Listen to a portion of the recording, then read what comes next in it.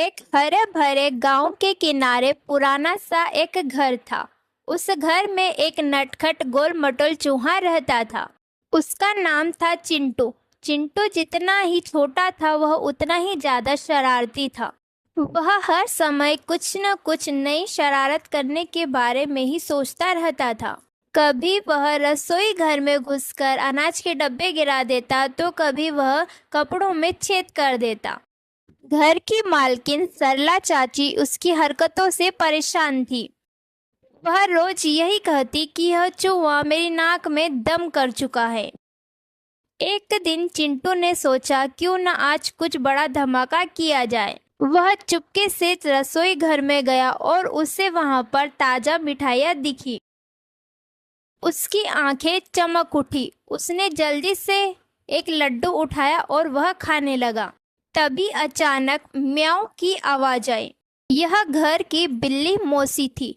बिल्ली मौसी बड़ी तेज और चालाक थी।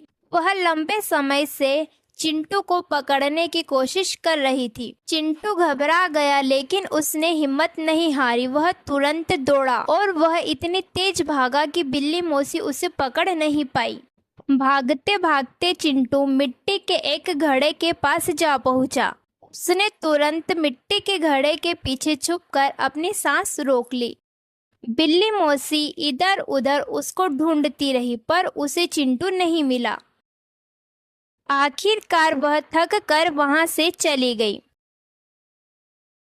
चिंटू ने धीरे से बाहर झांका और राहत की सांस ली। आज तो मैं बच गया, उसने मन ही मन सोचा। जैसे ही वह आगे बढ़ा उसका पैर फिसल गया और वह पानी से भरे घड़े के अंदर गिर गया।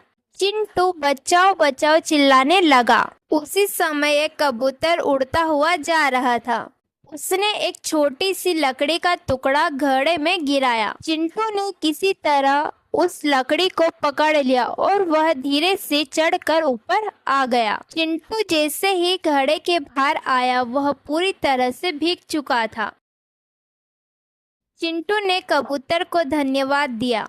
चिंटू ने कबूतर को धन्यवाद दिया और कहा, अगर आज तुम नहीं होते तो मैं बच नहीं पाता। उसी दिन के बाद से चिंटू बदल गया और वह अब खुश रहता है। खेलता कूदता, अब वह किसी को परेशान नहीं करता है।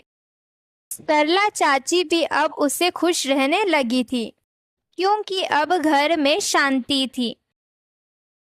इस कहानी से हमें यह शिक्षा मिलती है कि हमें हंसी मजाक और शरारत करनी चाहिए, पर इतने भी नहीं कि वह आगे चलकर हमारे लिए ही परेशानी का सबक बन जाए। समझदारी और संतुलन ही जीवन को खुशहाल बनाते हैं।